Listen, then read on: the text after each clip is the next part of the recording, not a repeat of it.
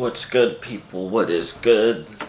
Another sunny day here. It's not smoky here despite all the wildfires you guys are probably seeing on the news. This is like a bright and sunny day here. Beautiful green trees out, so it is what it is. Climate change, what do y'all think about that? And why is it all of a sudden that climate change is such a big deal to every major company out here? All these leaders and CEOs, they meet up at different meetings across the world several times a year. So the fact that all this stuff is happening at the same time, centralization of power, I don't know if it's a coincidence, but that's not the topic of this video today. The topic of this video today is the downstream effects of women joining the labor force. So thank you guys for tuning in. I'm getting a lot of views on a lot of these videos now. Views are coming in pretty easy now. At first I was thinking, when I first started, I wanted to get the impressions up. We did that. Wanted to get the views up. We're doing that now. Now it's all about them subscribers up.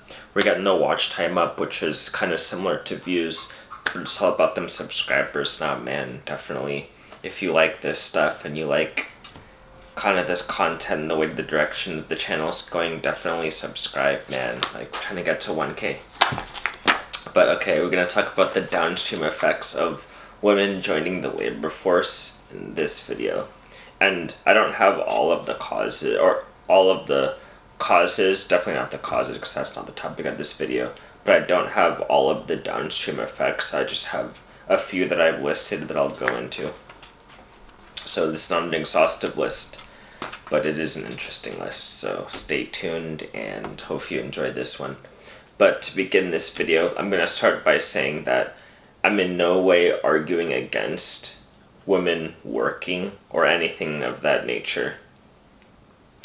Will I marry a working woman? Probably not, personally. Probably not. But that is my choice, and that has nothing to do with attempting to shame women or whatever for working and doing their thing. Like, that's completely up to them. They're making their choices, and they've been making their own choices for decades at this point, right? So, like, how I feel about that is completely one thing, and then what they're doing and the trend that's going is a completely different thing. So, nobody blame me for misogyny or anything. I'm just trying to make sense of the history here and kind of discuss some facts and put up some facts and discuss them and just think about them. So now let's get into it. In the United States, women started joining the labor force en masse in the 1970s and 1980s. This is post-sexual revolution, post-birth control, etc. A lot of that stuff, in terms of sexual revolution, birth control, and that kind of thing, occurred in the 1960s. And many of the women who were in high school and college during that time entered the workforce in the 1970s and 80s. So a lot of these women decided to wait until their late 20s to 30s to have children. Enter my mom, because that's what she did. Not what my grandma did, ironically, but it ended up being what my mom did. So you can see the generational shift there. So this was back when it was still affordable to have children earlier in life. You're talking 70s and 80s. It wasn't completely bad as we see now. You could argue that it is less affordable these days, but in the boomers' days, they hadn't yet completely corrupted and financialized the economy yet. That hadn't happened yet. That started happening in the 80s. But still, they waited for personal reasons. Remember that unless you take very good care of your health, fertility drops as you age. It's just inevitable. For both men and women, this happens from a purely biological and also a psychological perspective, but we can get into the psychological perspective later, but purely a biological perspective.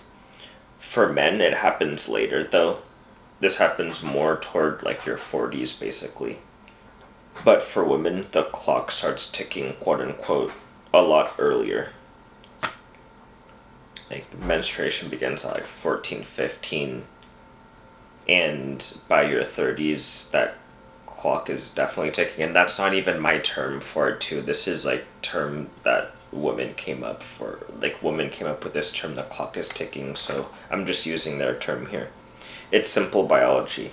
By age 30, I don't know the exact percentage, to be honest. I hear 90% or more of your eggs are gone, but to be honest, I've heard of women still having kids into their 40s, like early 40s. So 90%, I don't know if it's up to 90%, but a large portion is gone by age 30, over half. If you think about 15 to 30 is 15 years, and then 30 to, like, let's just say 45 is another 15. So let's just say, if you just, like, this shows you how little I know about, like, the biology of, like, the sexual reproductive cycle here of both men and women, to be honest, but we'll just call it 50% or more, because that's 50% in age 30. If you, let's say you're menstruating until 45. This shows you how little I know about women's biology, right? So bear with me here. But menstruation each month literally means losing an egg out of a finite number of eggs. I do know that much, so don't hate on me that much. I at least do know that much. So it's funny that a lot of girls actually don't even understand this stuff until later. And I know guys, just from personal experience, we don't even understand our own fertility either, and like our own cycles and all of that stuff. At least me personally, I didn't know about any of that crap, like, at all, really, until later, until, like, more recently, to be 100% honest with you. And I did get good grades, like, when we did sex ed, back in, like, middle school and high school, we did sex ed, and I got good grades throughout that stuff. I mean, that just shows you how basically shitty and watered down that sex ed was. Because I just went past that and I was like, cool, like, that's what a boner is, that's tight. And like, there's so many, like, different things I thought, but I'll just get into that in later videos. That's funny, to be honest. But basically, the closer that is gotten to losing fertility for both men and women, the more susceptible to disorders the child is. So what's occurred in the United States since the 80s? The rise of mental and physical disorders in children. And you can just look at the stats to bear it out. Look at the rise of autism. Granted, people are like, oh, we're better at diagnosing it, and oh, now there's all these drugs to treat it, so doctors are diagnosing it more. Which is definitely true, don't get me wrong. And I know that from personal experience. Doctors were definitely diagnosing that stuff more. Whether or not it was warranted, a lot of these cases probably wasn't even warranted. You just had to tell the child, go run around until you're tired. And you probably would have had a lot of healthier kids, but that wasn't done. They were given various drugs that were amphetamines, which, needless to say, screwed up an untold number of kids, on an untold freaking number of kids. Imagine giving kids amphetamines for like a decade of their lives before they even turn 18. Untold number of kids screwed over. I hope we're trying to get that better, honestly, but the numbers aren't getting better, so I don't know if, and the numbers just bear out what happens in real life, so shit, who knows if we're getting better. But things like ADHD, autism, obesity, diabetes, depression, I could go on for a while, but I'll leave it there. And also, there are obviously other things that cause these disorders to happen in children too, especially like obesity, diabetes, depression. You can't completely blame that on like chicks having kids late, especially like something like obesity. I mean, there's other things that we could go into that you could tie it to having kids later, but once you start getting into some of those things like depression, diabetes, things like that, there's more that you can do to prevent that kind of stuff. Autism is arguably, like, you can't, that's more, because it's neurological. So just be given the way that, like, a baby develops, like, the neurological stuff kind of happens relatively quickly in the development. and it's like more like just given how the gametes, like I don't remember all of the distinct terminology and everything, but like just given how like the cells start folding on each other and like how the nervous system develops, like it's not a surprise that the mental disorders are coming first before the physical disorders. I'm pretty sure we're going to be seeing a lot of like physical disorders later, but like we're seeing the mental disorders happen now. But that's just some speculation there, so I'm not going to go too far into that.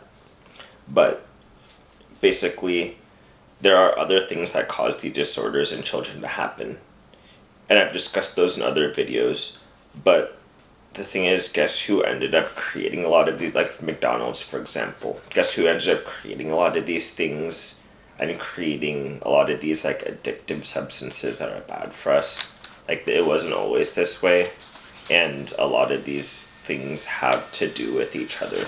Like, we're talking about the same kids who were born from like the initial set of women who had kids late. That a lot of the times they're the ones that are creating like the bullshit that later generations of kids are consuming. So, you know, it is what it is, but I'll let you guys think about the effects of that. To be honest, that could just be a long video, and you can like watch documentaries on YouTube and think about that yourself. Okay, so we'll end that for now. Another thing was that many of these women decided to not have kids at all, so enter declining birth rates. US birth rates are around replacement levels currently, which is around 2.1 according to some documentary I was watching, which makes sense because like you and your two parents, two kids, in order to like ideally a boy and a girl, right? In order to just have enough to continue, and then 2.1 for a little bit of leftover. That's how they explained it in a documentary. You guys can look into that further if you want more information. But so we're around replacement levels currently, mainly because of immigration. That was the thing.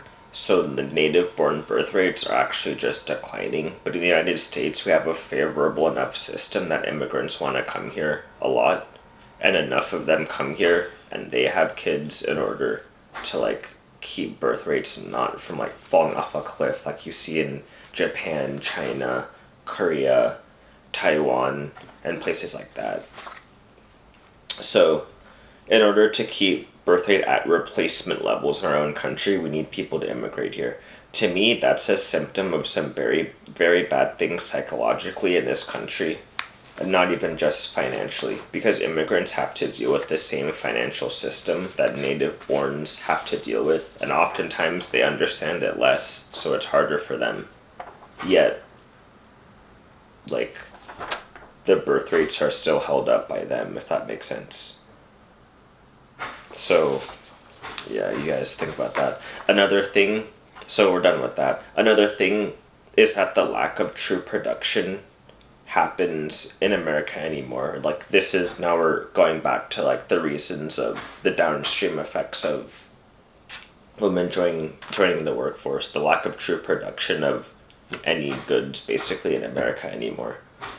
Just in general, right? Not like wholesale. The only thing that I hear about made in this country anymore, the only thing I hear that's made in America anymore are My Pillows. So there's definitely still things made in America. My Pillows, like that CEO, he's a funny guy.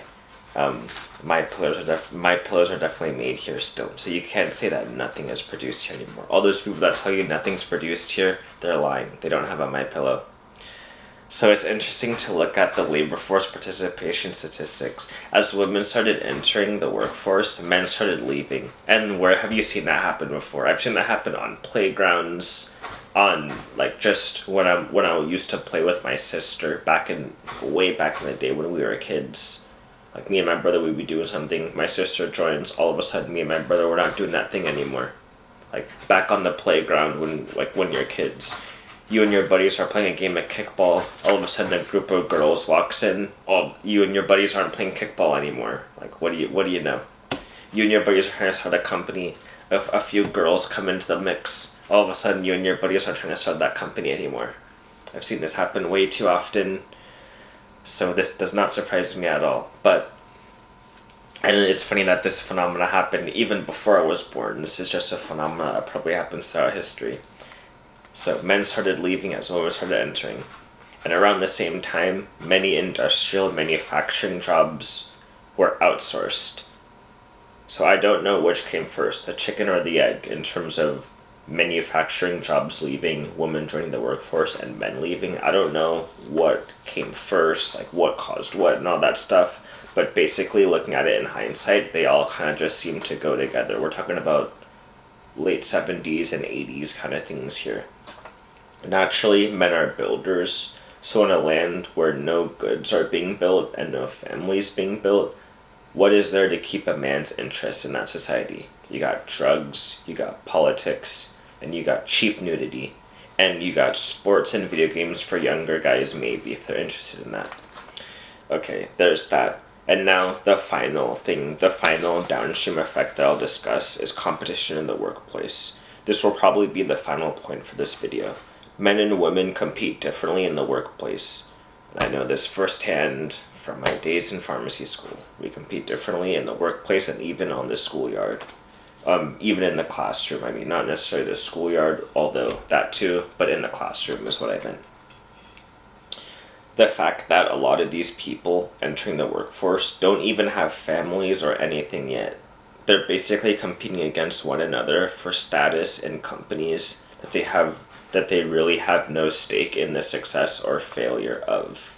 Like, from a bigger picture perspective, obviously they have their salaries or wages, whatever they work for in terms of their money. They have that at stake, but that's just about it. They don't have anything, a greater perspective or anything that they have at stake other than that paycheck that they're getting. So I see this among my friends all the time, basically now. Like, we're talking about mid-20s people who are just entering the workforce.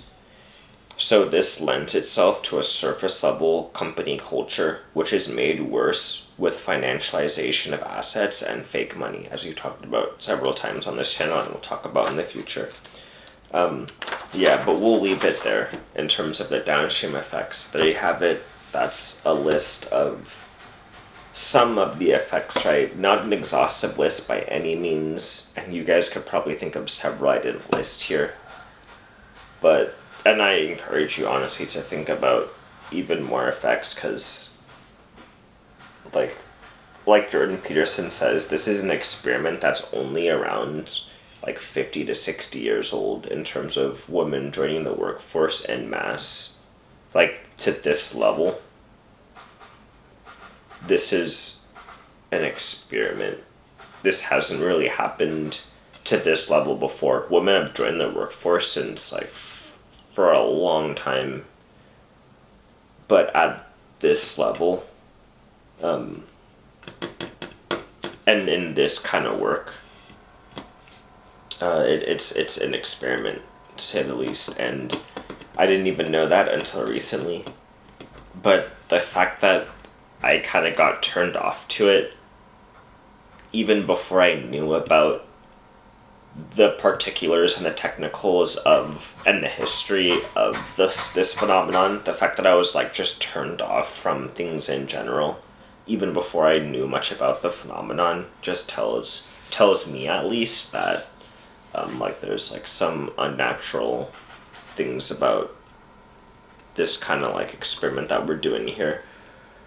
But yeah, that's basically it. I'll leave you guys to your day. Have a good day. You just think about the words said. Think about what you guys think about it. How are you guys going to approach this kind of thing? Because it doesn't seem like it's going to be ending. So you gonna marry one of these women? Let me know in the comments below. And I'll catch y'all later. Have a good day. Hopefully it's not too smoky in your area.